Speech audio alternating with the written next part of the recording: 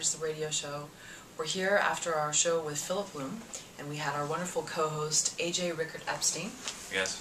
He's a cinematographer here in LA, and he's from Ohio, and he told us earlier that when you were about 21, you decided to make your own feature after making several shorts for years, and that you went back to Ohio, shot the feature, but now you work as a cinematographer.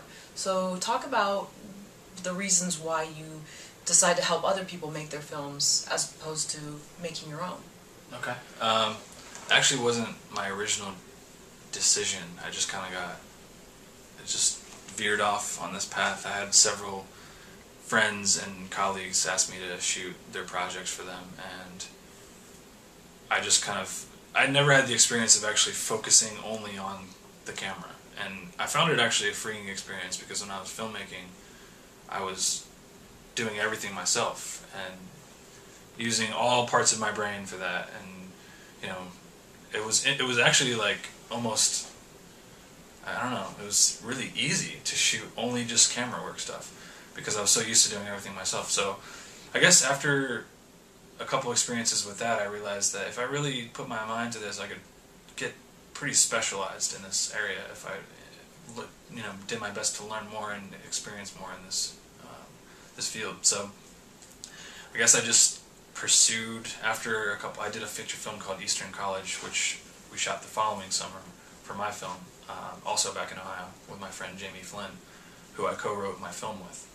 And that experience got me a couple other gigs as a cinematographer with the director Larry Blameyer, who does cult comedy stuff. He was pretty well known for a film called The Lost Skeleton of Cadavra, and I was fortunate enough to shoot the sequel to that, as well as his follow-up film, The Dark and Stormy Night.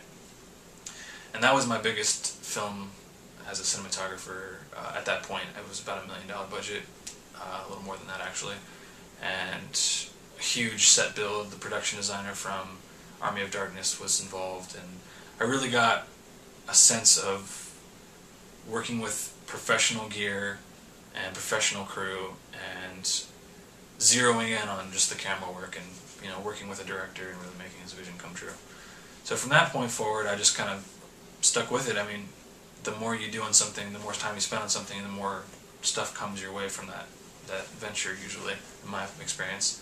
And I guess I really like shooting stuff, so it's not like I pursued that as my career, but because I love it, it's natural to me. So I go for it, and I guess all this time I've kind of been still a filmmaker in disguise, but I've been able to learn so much more about the technical aspects of the filmmaking without having the responsibility of an entire film on my shoulders. I can do what I do best behind the camera without having to live with a movie for 1.5 years or 2 years, however long it takes sometimes for a director to push their film through from beginning to end.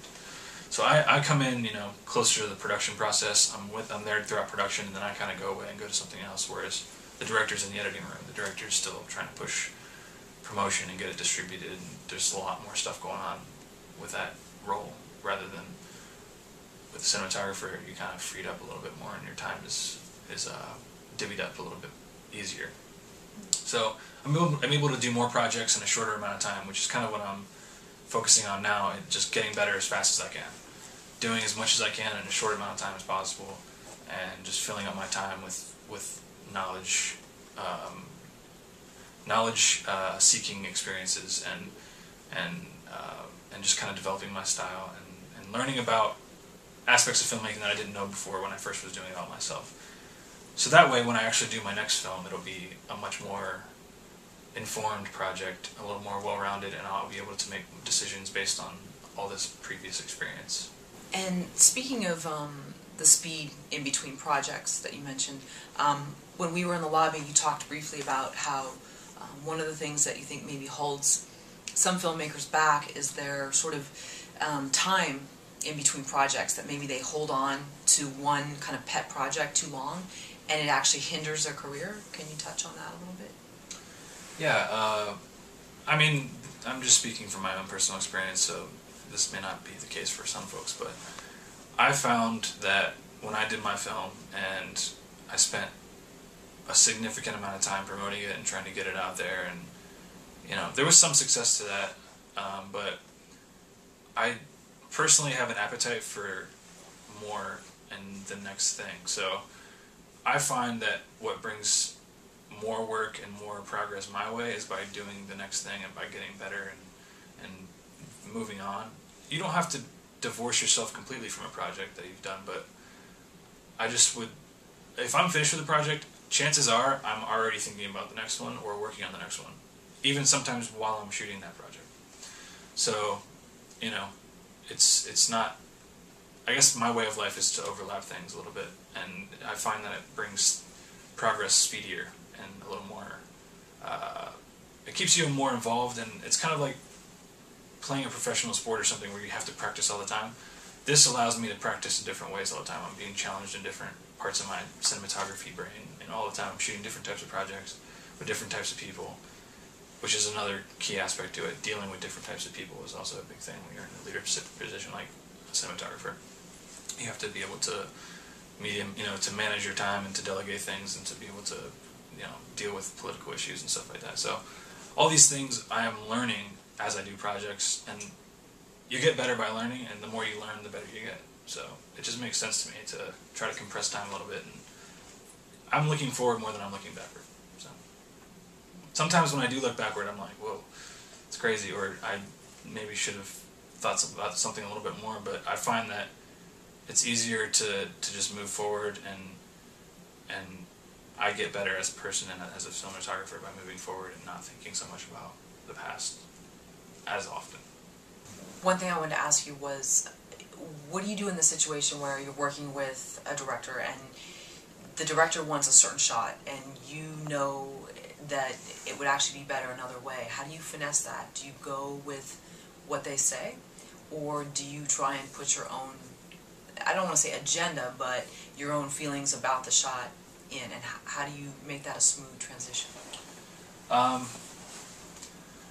Well, the way I see it, if I'm working for a director, chances are they've thought about this project a lot more than I have, and they probably have a really good reason for why they want this certain thing, and maybe I'm not seeing that right then. So I try to have an open mind like that, where I'm like, okay, we'll do it this way, even though it may not be what instinctually works for me. Let's make it work for you, and we'll make your project work. That's my job as a cinematographer, to try to make the director's vision happen. Whether or not I feel it's my vision, that's not the issue. It's their vision I'm trying to make happen. If I can contribute to that and bring my sense of style and my sense of just filmmaking quality to the piece, then that's great. And a lot of times that's how it works with my relationship with directors, is I'll collaborate with them long before we start shooting. We just talk about what needs to be done and how it should look and what type of style we should be doing. That kind of ends up dissolving any problems before we get on set. But if it does happen to be a film or a project where I'm working with a director that I haven't worked with before, or haven't had any previous production or pre-production stuff with, I kind of give them the benefit of the doubt, because they know more about the project than I do. So, and in some cases there's things that are, definitely wrong that you shouldn't be doing, but in that case all you can do is describe the reason why behind it to them, and if they still choose to do it that way, then that's fine. It's their job. It's their project. You're gonna do it for them. Right. Let me just add one thing. You don't have to just. Sometimes it's possible to do it in many ways. Like, you can do a few takes in different ways, so that way they have choices in the editing room. And if you can convince the director to do that, and in a situation where you feel like what they're doing is completely wrong, which doesn't happen very often, but if it does, I just try to strongly suggest that we shoot a couple different ways so that they have choices in the editing room, and that is good overall anyways. I mean, just to have other options in the editing room, because you sometimes run into problems outside of technical stuff. It could be performance-wise, it could be script-wise, it could be you don't get a chance to shoot this one scene, so you have to change the story around. Like, having ability and flexibility in post is another part of my job, trying to offer that to the director.